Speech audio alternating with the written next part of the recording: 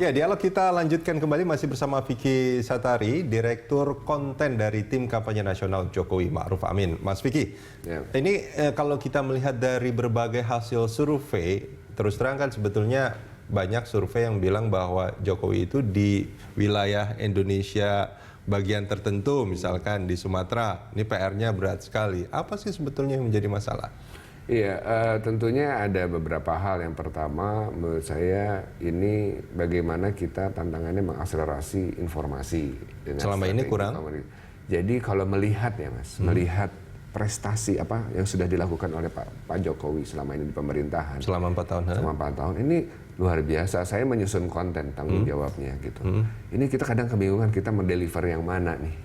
Jadi ini yang akhirnya harapan kita, ini sebetulnya sudah disampaikan iya, tapi kan sekarang berlayer ya, sampai dengan bagaimana ke bawah ini. Tapi Jokowi itu adalah presiden, dia yang punya akses luar biasa untuk menginformasikan hal itu. Bedanya mungkin dengan apa namanya, dengan yang lain gitu, Pak Jokowi ini. Dengan yang lain maksudnya dengan kubu nomor 2, karena pilihannya cuma 2 kan? Ya, kalau misalnya bicara kan juga kalau pemerintahan bisa pemerintahan yang lalu, atau bahkan pemerintahan luar negeri gitu ya, pemimpin-pemimpin di luar negeri. Oke, tapi kita membahas soal di hasil survei dari kedua paslon ini di Sumatera misalkan itu PR-nya berat sekali buat Jokowi. Iya betul, tapi kan bicara ini kan dengan portfolio beliau dengan yang sedemikian hebat menurut kami bekerjanya kerja. Yang hebat ini menurut Anda yang mana? Paling hebat menurut Anda? Ya dari mulai semua programnya dari PKH, program Keluarga Harapan, KIS, KIP, dana desa 187 triliun, pembangunan infrastruktur, Mekar, modal usaha buat perempuan yang sudah 4,2 juta yang akan ditingkatkan 10 juta ke depan, belum UMI ya, modal mikro juga buat perempuan juga gitu ya, sekitar 7 triliun disampaikan. Kemudian ada perhutanan sosial, kemudian ada sertifikasi tanah ya, dan seterusnya. Sebetulnya kalau bicara ini akhirnya gitu, ini yang akhirnya fokusnya adalah ya kerja, bukan pencitraan.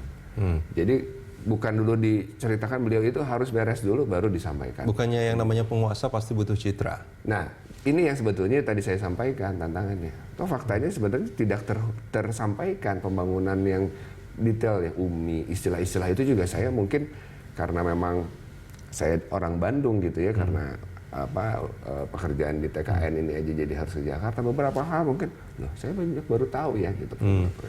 Dan juga tentunya ada noise, ada distraksi, ada destruksi, gangguan informasi berkenaan dengan fitnah yang disampaikan, ada hoax dan seterusnya. Ini kan tentunya jadi yang tadi saya bilang, ini yang menjadi tantangan. Oke. Nah kalau tadi misalkan Kang Vicky bilang bahwa karena orang Bandung jadi banyak program yang sebetulnya saya juga belum paham gitu. Karena mungkin memang tidak tidak sampai reach out sampai banyak kelompok masyarakat mungkin nggak? Jadi sebetulnya yang banyak juga yang belum menikmati artinya. Betul. Kalau misalnya itu tidak ya, karena di Bandung tentunya kota besar, kota dengan ibu kota provinsi dan seterusnya. Nggak banyak orang miskin di sana? Nggak banyak orang miskin juga di sana. Yakin? Gitu. Yakin, saya sempat mau maju jadi wali kota Bandung Mas, jadi tahu datanya ya. Tapi poinnya adalah sebetulnya ini ada banyak program di kementerian-kementerian lembaga negara, seperti contohnya ada program traveling gratis. Nah yang kayak gini-gini sebenarnya ada ya. Traveling gratis ini memang fokus kepada anak-anak muda yang berprestasi di bidang-bidang tertentu, kan begitu. Kan kita ada aktivitas di lapangan pekerjaan tertentu ya, profesi tertentu.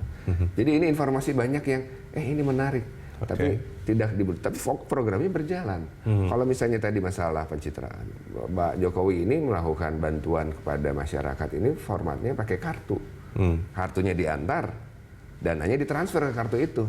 Tidak ada lagi antrian seperti bantuan langsung tunai dan seterusnya pada waktu lalu yang memang akhirnya bisa ditangkap oleh media, terlihat ada antriannya gitu ya. Hari ini tidak ada antrian. Ini semua sampai di tujuan untuk meringankan juga tentunya beban dari saudara-saudara kita. Nah ini kan menarik sebetulnya, Kang Vicky. Kalau kita bicara soal banyak program pemerintah yang sebetulnya bisa sangat bermanfaat bagi masyarakat, terutama kelompok ekonomi bawah misalkan. Dan ini kan sebetulnya banyak program-program ini yang sudah dijalankan sejak awal-awal Jokowi menjadi presiden, gitu. Nah, dampak dari semua program-program untuk masyarakat kecil itu bagaimana cara mengukur keberhasilannya? Artinya gini, oke, memang prosentase orang miskin itu sudah turun misalkan, tapi jumlahnya itu masih sangat besar sekali. Apakah program-program yang sudah dilaksanakan ini masih belum efektif gitu, atau belum efisien, atau apa sebetulnya yang kan kita mengharapkan Indonesia maju itu juga terukur kan? Ya, Nah itu gimana? Jadi kalau misalnya kembali ya, kalau bicara masih besar sekali, ini juga saya bingung juga Mas Rudi, karena kan secara persentase 9% kan? turun. Ya, Iya. artinya kan ini Dibanding berapa saya sekarang? sampaikan. 260? Betul, 260 juta, betul. Karena kan kita negara besar, jadi angka persentase kecil pun jadi totalnya besar. Tapi ketika bicara progres dan apa yang sudah dilakukan, poinnya begini. Tadi kalau misalnya bicara persentase, semakin mendekati angka 0, semakin sulit karena kompleksitas masalahnya lebih. Makanya ketika bicara akses infrastruktur ini dibangun betul secara konsisten oleh Pak Jokowi. Kemudian dari sisi infrastruktur dasarnya juga iya, dari dana desa. Safety netnya dijagain dulu, ya kan? Kemudian secara infrastruktur teknologi ke depannya juga iya. Kalau untuk dana desa itu untuk pembangunan infrastruktur kebanyakan kan? Pembangunan di awal, karena tadi kebutuhan dasar ini harus dipenuhi. Bukan dulu. untuk memberikan pangan dan segala macam kebutuhan sekolah untuk masyarakat itu, bukan? Tidak, bentuk setelahnya. Jadi infrastruktur sekolah ada beberapa yang dibangun juga, namanya kemudian dia kan pangan juga, embung-embung juga itu bagian dari ketahanan pangan. Pangan, irigasi juga, ya kan, jembatan, kemudian juga jalan juga sebetulnya itu menjadi bagian dari ketahanan pangan juga untuk distribusi kan gitu, yang selama ini mahal, yang selama ini sulit ke pasar dijual produk-produk pertanian. Ini yang saya sampaikan tadi adalah membangun aktivitas ekonomi baru. Infrastruktur tadi ya ini dijagain sosial netnya gitu. Kemudian infrastrukturnya dibangun dasarnya. Nah, secara teknologi informasi infrastrukturnya juga iya. Nah, ini yang sebetulnya nanti menciptakan ini ekosistem dari tinggal kita jahit nih. Didorong sekarang program ekonominya, aktivitas wirausahanya, disiapkan modal kerja juga gitu ya dari Makar, Umi tadi disampaikan. Kemudian ada untuk perizinannya dipermudah, ada online single submission, ya kan, ini sudah diluncurkan, dioptimalkan. Jadi intinya adalah bagaimana ini semua bisa diteruskan. Nah ini menarik sebetulnya. Paling tidak kalau untuk membangun itu ada dua. Pertama memang membutuhkan modalnya, dan itu mungkin sudah dilakukan sama pemerintahan sebagian besar. Tapi juga mental masyarakatnya kan itu. Jadi kalau misalkan maunya dikasih kail gitu kan, supaya mereka mau melakukan sesuatu. Tapi barangkali ada nggak catatan bahwa dikasih kail tetap aja nggak mau mancing? Ini istilahnya begitu.